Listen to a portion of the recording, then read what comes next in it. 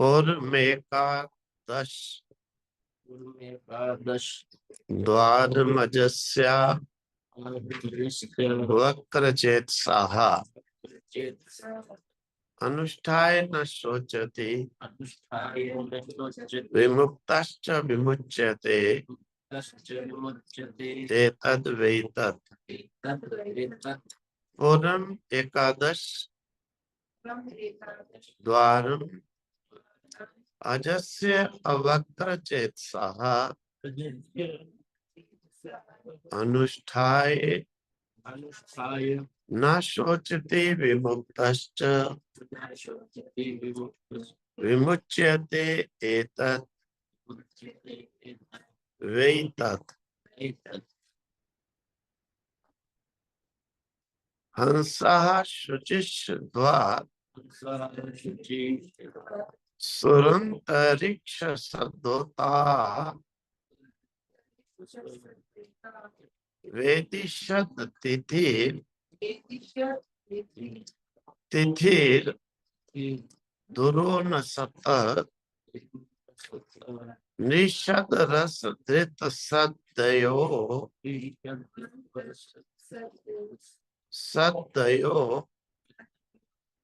मसद्दा भोजारितजा अत्रिजारितम बृहत।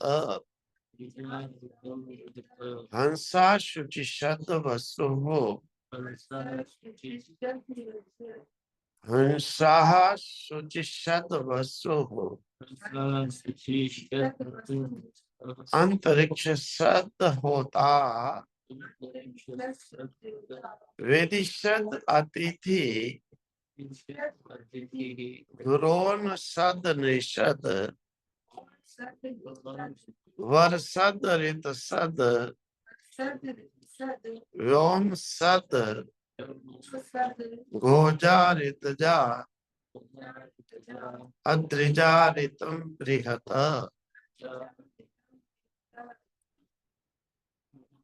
अब कहते हैं पंचम बल्ली प्रारंभ करते हैं। पूर्वम एकादश द्वारम, ये श्री रूपी पूर्व एकादश द्वार वाला कहा गया है, यानी इंद्रिय सिद्ध ये इसके द्वार है। द्वार का मतलब है बाहर निकलना, अंदर आना। तो ये किसके बाहर निकलना? इंद्रियों का बाहर निकलना,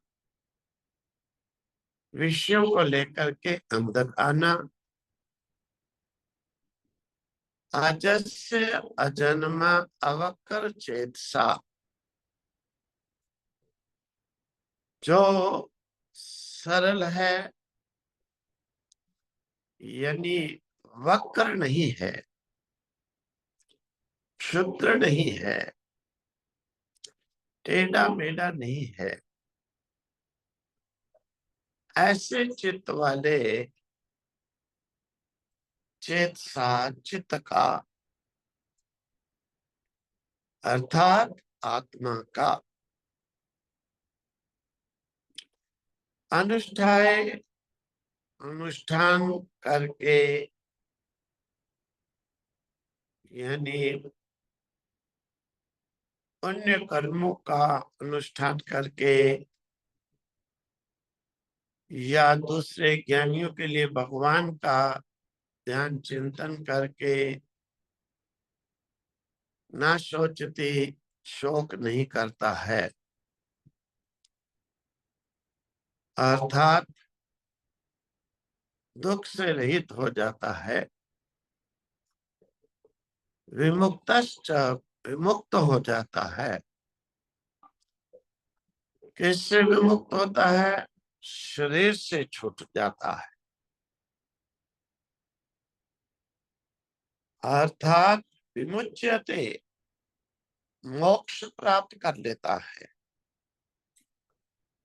एतत् वैतत्, ये जिसको जीवात्मा प्राप्त होता है वही तत्व निश्चय से वही ब्रह्म को भी प्राप्त कर लेता है।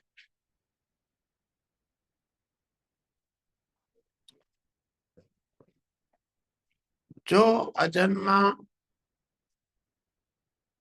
जन्म से रहित साधु पुरुष शरीर को एक ऐसी नगरी समझता है जिसमें 11 द्वार है, दो आंख, दो कान, दो नाक, एक मुख, एक तालू, एक नाभि, एक मल त्यागने की इंद्रिय और एक मूत्र त्याग की इंद्रिय। इस प्रकार से ये मिलकर के 11 द्वार है जिससे विश्व की तरफ बाहर, आत्मा की तरफ अंदर, दोनों तरफ जा सकते हैं। विषयों की तरफ विषयाचिंतन करने से इंद्रियां बाहर की ओर जाती है और ईश्वर चिंतन उपासना करने से इंद्रियां परमात्मा की तरफ अर्थात अंदर की ओर संसार से वापस लौट कर आती है। विषयों में बाहर और परमात्मा की तरफ जब हम अनुष्ठान आदि करते हैं, बाहर से सिमट करके वो अंदर की ओर आती है। यानी दोनों तरफ जाने के लिए ये द्वार कहे हैं। अंदर की ओर आत्मा की ओर भी जा सकते हैं, संसार की ओर भी जा सकते हैं।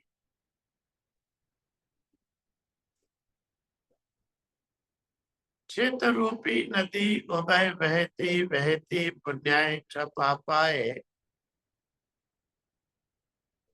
हम लोग इस चित्तेंद्रिय के द्वारा पुण्यों की तरफ भी जा सकते हैं, पापों की तरफ भी जा सकते हैं। उभय बहती ये दोनों और बहने वाली नदी है। अगर ये आत्मा की तरफ पुण्य की तरफ बहती है, इंद्रियां आत्मा की तरफ मन मनन करता है, तो इस अनुष्ठान से साधक दुख में नहीं पड़ता, शोक में नहीं पड़ता। इसी संसार में रहते हुए अगर इंद्रिय बाहर संसार की ओर बहती है और संसार में शोक दुख अवश्य ही आते हैं। इसीलिए आत्मा की ओर प्रेरित करके अभ्यास करके शोक और मोह से मुक्त हो करके जो शरीर को त्यागता है वो सदा ही शोक से मुक्त हो जाता है, अर्थात मोक्ष प्राप्त कर लेता है। एतत् वै तत् यही आत्मा का रूप है, यही ब्रह्म का स्वरूप है। हंसा शुचिषत हंस जो है, हंस विवेकी को यहाँ पर कहा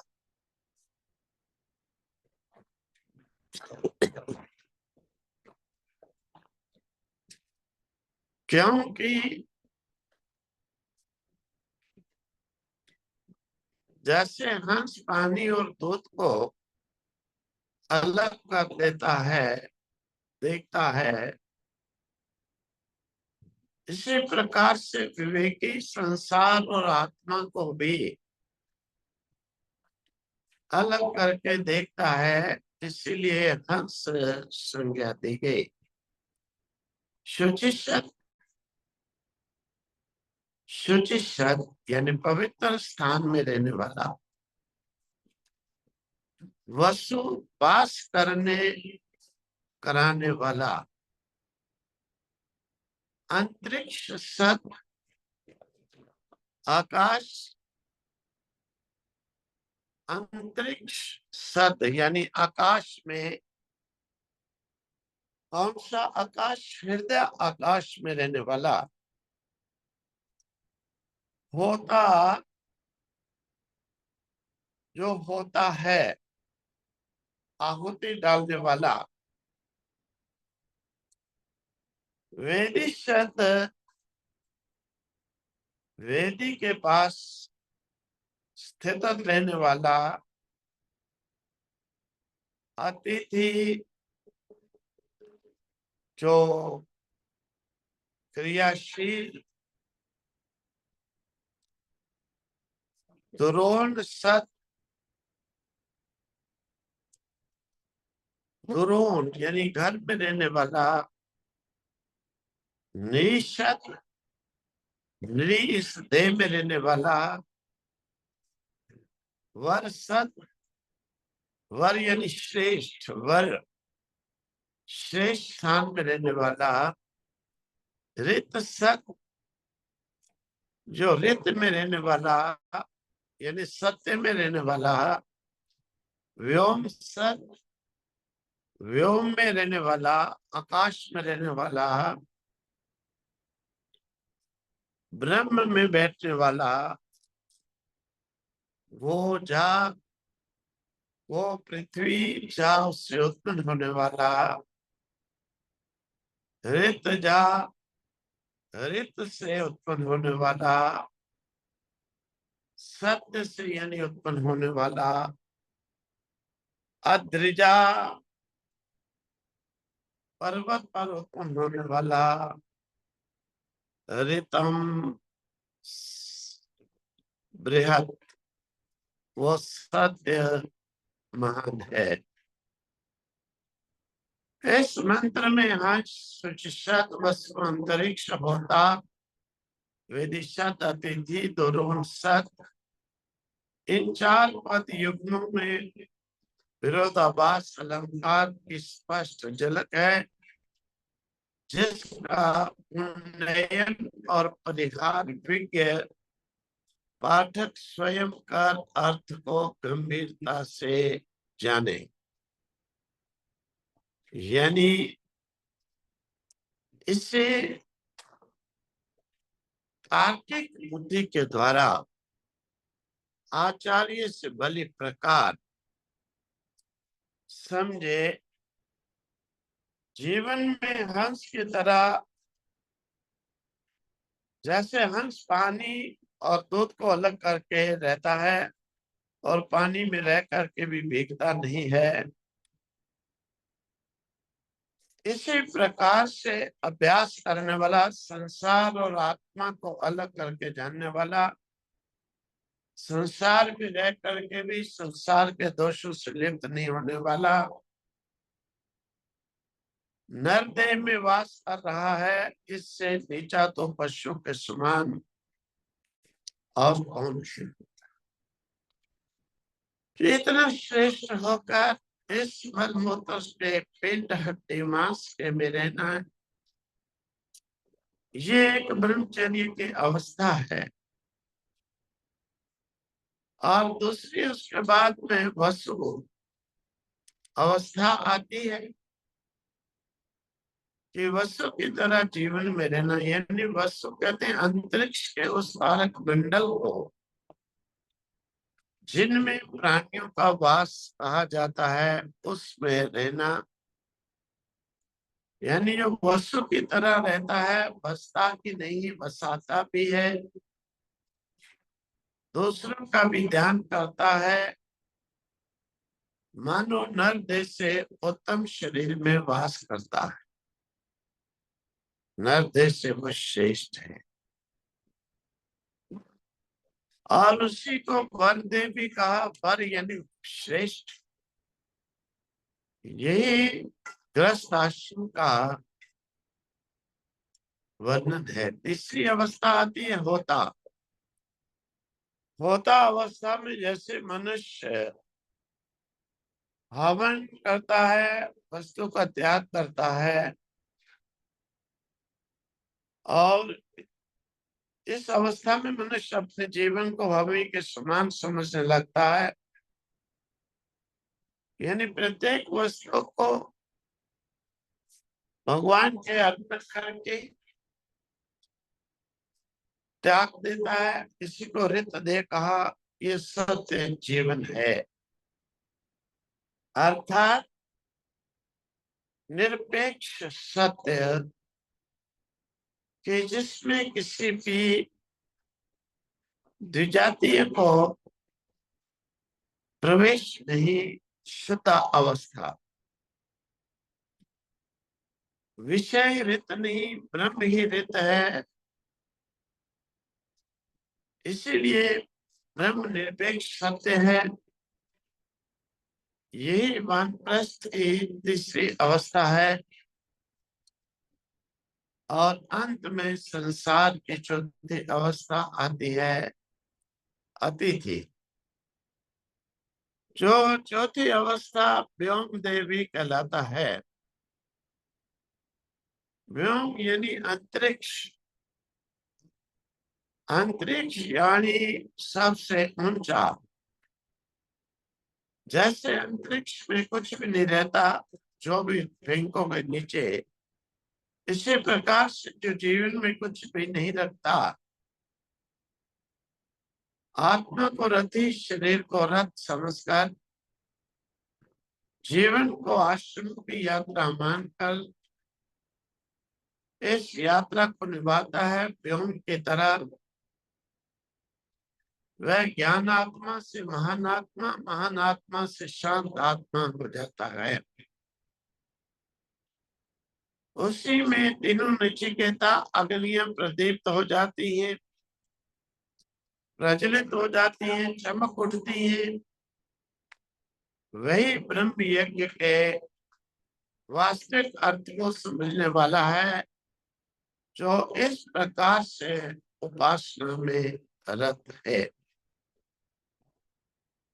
तो ये क्रम चतुर चारों अवस्थाओं के यहाँ पर वर्णन किए गए।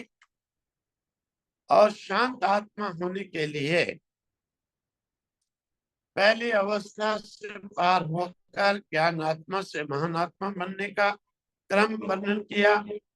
महान आत्मा से भी फिर जो है शांत आत्मा होने के लिए, यानी पूर्ण रूप से ब्रह्म यज्ञ, ब्रह्म स्वरूप में सम्मिलित होने के लिए उपदेश किया गया है। ओम तत्सत।